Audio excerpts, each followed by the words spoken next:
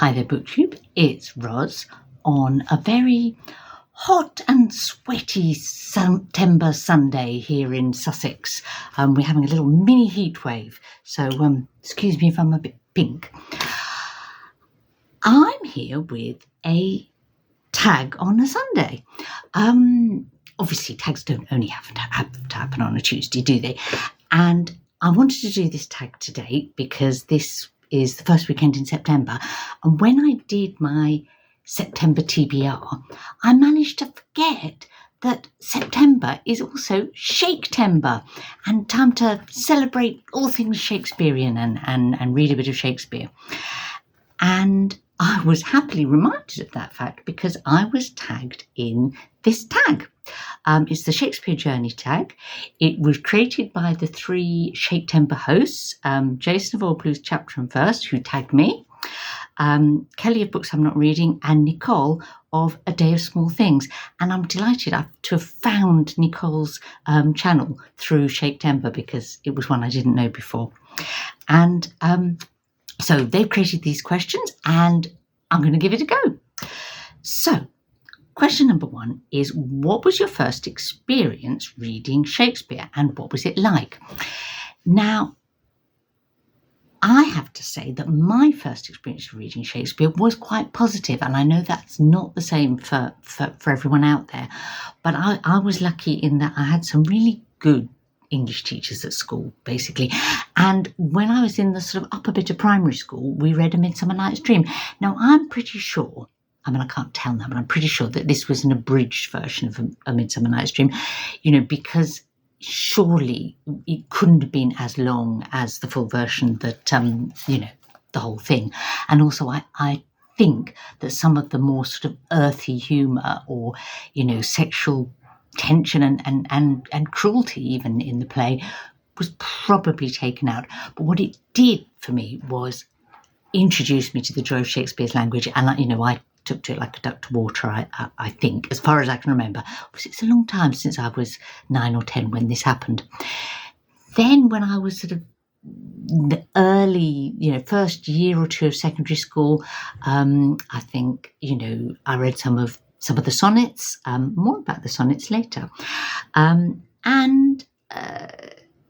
Then I think Romeo and Juliet and Macbeth were probably the first two whole unabridged plays that I read, and, again, really, really enjoyed.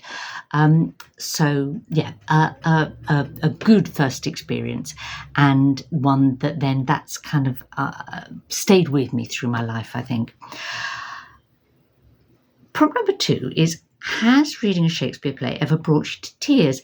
No, I don't think so. I'm not someone that cries a lot when reading, even, a real tearjerker of a book will sometimes tip me over, but not often. And so I've been deeply moved reading Shakespeare without a doubt. And, he takes you through the whole gamut of emotion, really. But no, I wouldn't say moved to tears. Prompt number 3 is, are there any people who have played a significant role in your Shakespeare journey? And when I got thinking about this one, I thought of loads, and I'll try and kind of not get carried away with this prompt because it's one that really spoke to me, I think. I mentioned my wonderful English teachers at school. I'm going to specifically mention Mrs. Jacobs, our drama teacher who ran the drama club, because she got me embroiled in a production of As You Like It, and there is no better way of really getting to grips with Shakespeare than being in a production. When you hear the words again and again and people fitting them to actions and movement, and it just falls into place in a different way, I think. The second person that I'm going to pick is someone that I've never met and didn't even know the name of until I looked it up for the purposes of answering this prompt, and that's someone called Cedric Messina. Okay, so who is this mysterious Cedric Messina? Cedric Messina was the person who persuaded the bigwigs of the BBC sometime in the late 70s that it would be a good idea to make a film, or of every one of Shakespeare's plays, create a production and film it of all 37 of the plays. And thank you, Cedric, for convincing the BBC that was a good idea, because the sequence of 37, the first ones came out in December of 1978. So I was 14 at the time, and that was perfect timing for me, because I'd read a bit of Shakespeare, I was interested, and I started watching, and I watched every single one of that series that went on over the next probably 10 years or so. I'm not sure, I didn't look up when it finished. And each one that I watched I also read at the same time, and that was just such a wonderful way of finding my way through all of Shakespeare's plays. So, and some of them had absolute stellar casts when you look back. I think the second one that was broadcast was Richard II, and Derek Jacobi was King Richard in that, and John Gielgud was John of Gaunt. So you couldn't ask for better, could you? As You Like It, they did As You Like It. It was the third or fourth, and Helen Mirren was Rosalind. I mean, what joy. The other set of people that have been key in my Shakespeare journey, I would say, is various members of my family. My mother, who encouraged me in reading, and that took me to see some plays when I was young. My in-laws, Steve, my husband's father, Arthur, and his wife Susie.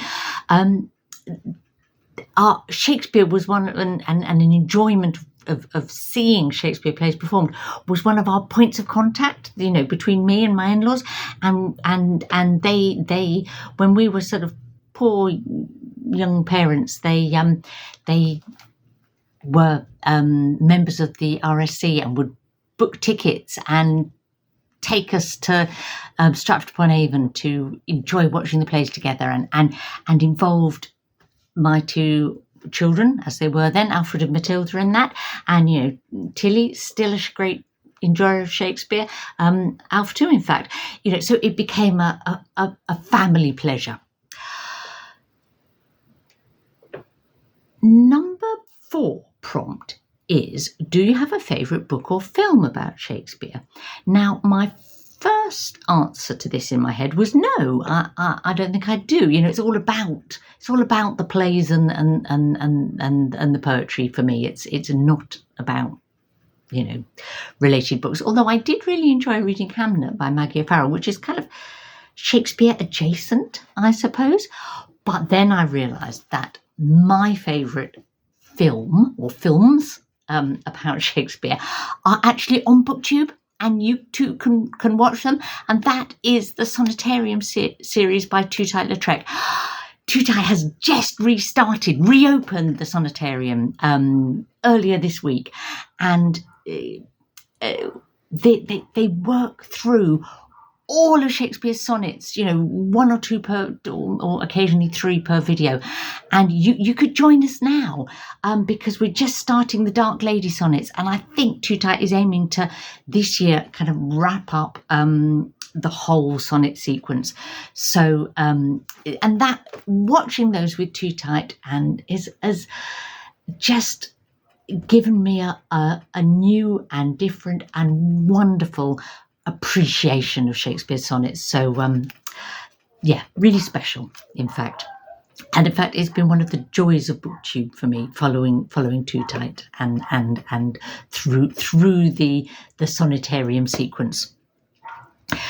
Prompt number 5. Which character in Shakespeare most resembles you, and in what ways?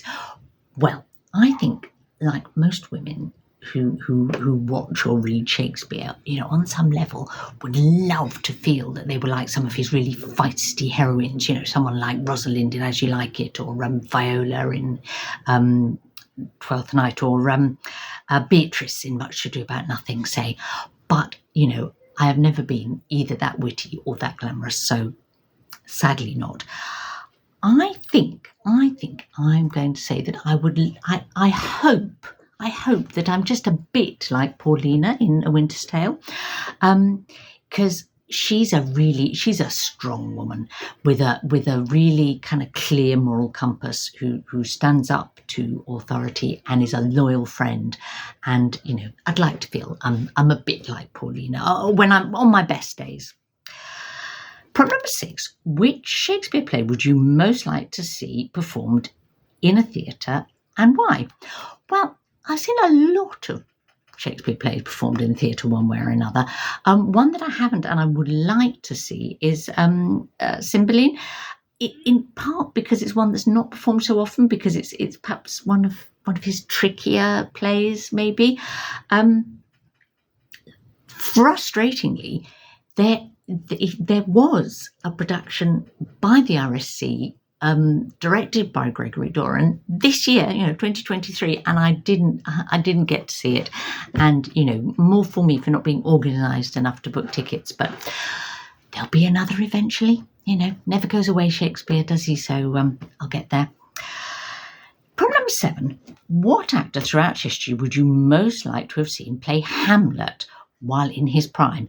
That's not Hamlet in his prime, that's the actor. Yeah.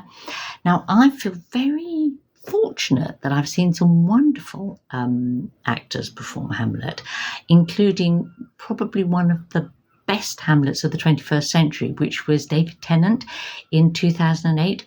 Amazing performance. If you think of him as like, Doctor Who or whatever, it's a revelation. You can get hold of it on it was videoed, and I would really recommend it if you want to get an accessible Hamlet.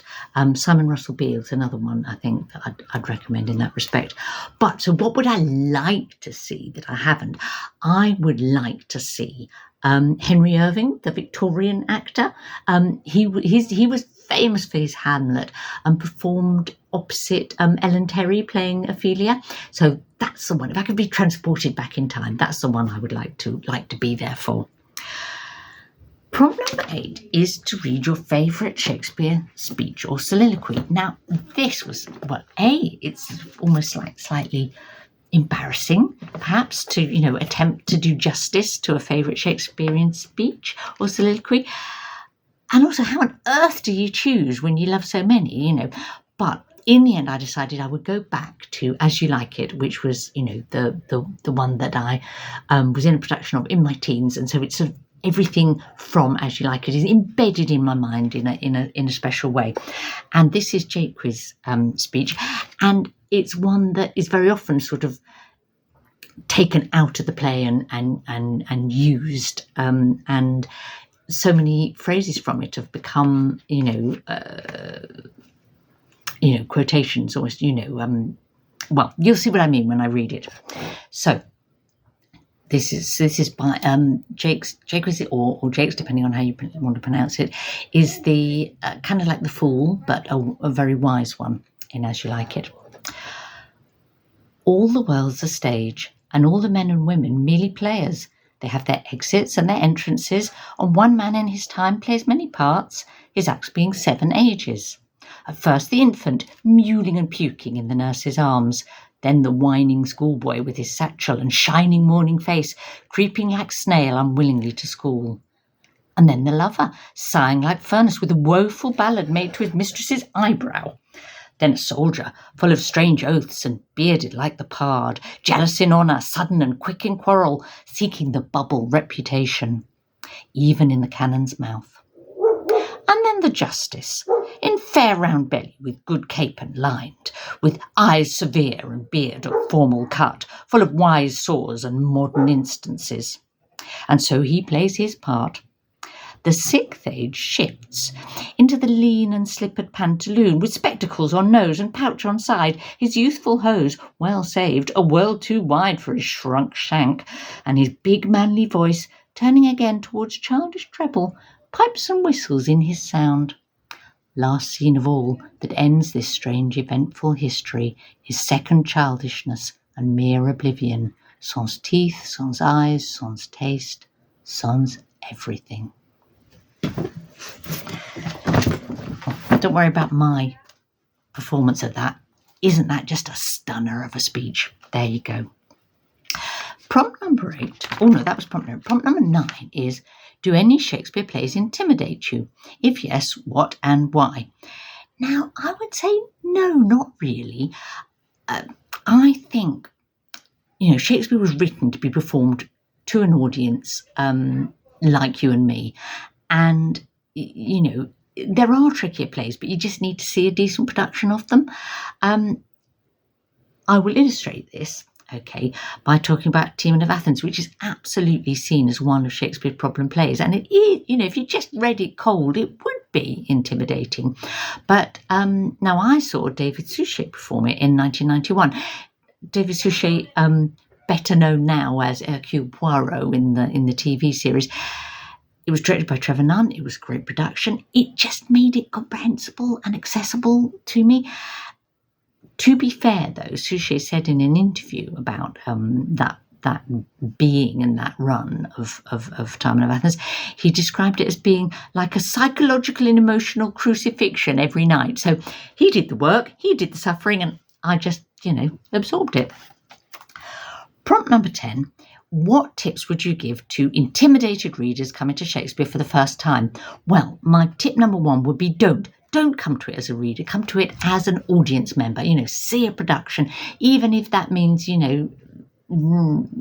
find a film, find a video, find, or a local amateur production, anything, just, don't read Shakespeare first, watch him, and then you'll get a better entry into it.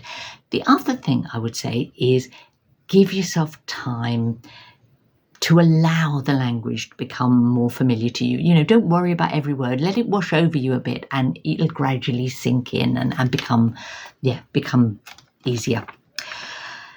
And the last prompt, number 11, is what is your favourite play and why? Well, it depends which day of the week you're asking me, but I would say I'm going to pick a top 2, and one would be The Tempest, which is in some ways his most perfect play, I think, and the other would be King Lear, which is perhaps his most deep and extraordinary. There you go. Then the final prompt, of course, is to tag others. Now, a couple of people that I was trying to think, who do I know on BookTube who I think reads and enjoys Shakespeare, and I thought of Mark of Book Time with Elvis and Jim of Books, Reading and Stuff, and both of them have already done the tag. So, too fast for me. I'm going to tag Hannah of Hannah's Books and Jack, the Rambling Raconteur. I'm going to pick Tilly of Tilly's Shelf because I know Tilly loves Shakespeare. I think Kelly may already tagged her, but no, I'm being tagged again. And I'm finally going to pick someone who I'd love to hear talk about this if they've read or enjoyed or watched Shakespeare, although I don't know whether they have or they haven't. And that's Lindy of Magpie Reads. So there we go. But anyone else, if you fancy it, have a go.